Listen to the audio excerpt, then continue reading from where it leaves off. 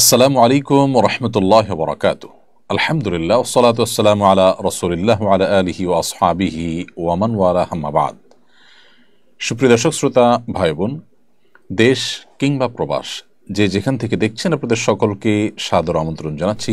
আমির রাশিদুল ইসলাম লিখেছেন, নামাজে আত্মেহাতু বলার সময় কি আঙ্গুল তুলতে হবে? নামাজ যখন আমরা বৈঠকে তাশাহুদ পাঠ করব, তখন আশহাদু আল্লা ইলাহা ইল্লাল্লাহ আশহাদু আন্না মুহাম্মাদান আবদুহু ওয়া রাসূলুহু বলার সময় আমরা সাক্ষ্য দেব, আঙ্গুল তুলে এভাবে এই বাক্যগুলো বলবো। তার মানে মুখে আল্লাহর সাক্ষ্য দিচ্ছি, আর এটাও সাক্ষ্য দেওয়ার আঙ্গুল, বিধায়টা দিয়ে আমি সাক্ষ্য দিচ্ছি। এই জন্য এটাকে সুন্নাহ বলা হয়েছে, বড়জোর মুস্তাহাব, এটা আবশ্যক কোনো বিষয় নয়। সুবর্ণা ইভা আপনি লিখেছেন, একটা ছেলে মেয়েকে বিয়ে করেছে, মেয়ের পরিবার জানেন সব কিছু, কিন্তু ছেলে কাউকে জানায়নি। সেক্ষেত্রে এই বিয়ে বিশুদ্ধ হয়েছে কিনা?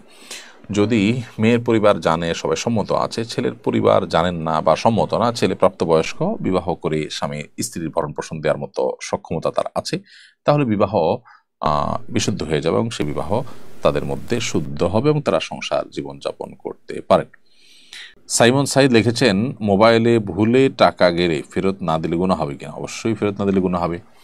আপনার মোবাইলে ভুলে টাকা আসছে কারোর, তো আপনি যার টাকা আসছে তারটা ফেরত দিবেন। কারণ নবী সাল্লাল্লাহু আলাইহি ওয়াসাল্লাম বলেছেন, লা ইয়াহিল্লু মালু ইমরিইন মুসলিমিন ইল্লা বিতিবি নাফসি। কোনো মুসলমানের টাকা পয়সা, তার সম্পদ, এগুলো তার মনের যে সন্তোষ সেটা ছাড়া যদি আপনি ভোগ করেন, আপনি চান্সে রেখে দিলেন, তিনি আপনাকে আসলে দিতে চান না, তিনি সন্তুষ্ট আপনাকে দেননি, তাহলে সেক্ষেত্রে আপনার জন্য সেটা জায়েজ হবে না, হালাল হবে না।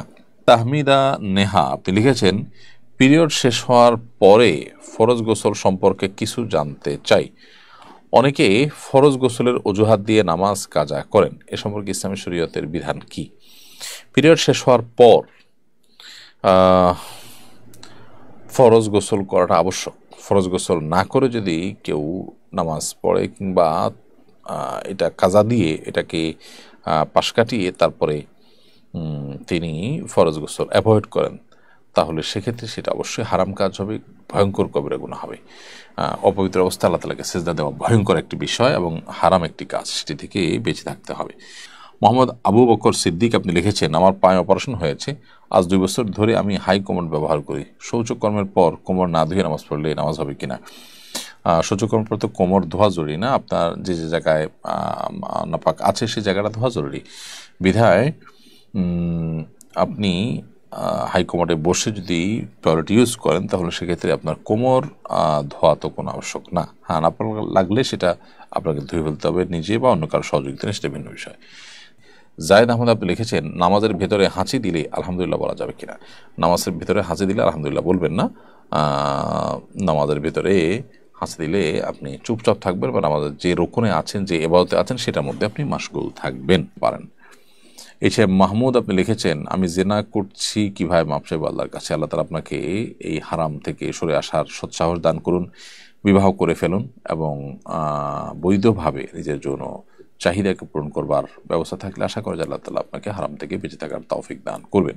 এরপরে হাসান সরকার লিখেছেন, আকিকার গোশত সবাই খেতে পারবে কিনা? হ্যাঁ, আকিকার গোশত সবাই খেতে পারবে, এমনকি সন্তানের বাবা মা তারা নিজেরাও খেতে পারবেন, অন্য যে কোনো কেউ খেতে পারবেন, গরিব দুঃখীকে দান করতে পারবেন। আসাদ হোসেন লিখেছেন, আমি একটা মেয়েকে পছন্দ করি, আমি ওকে বিয়ে করতে চাই। দেখুন, কাউকে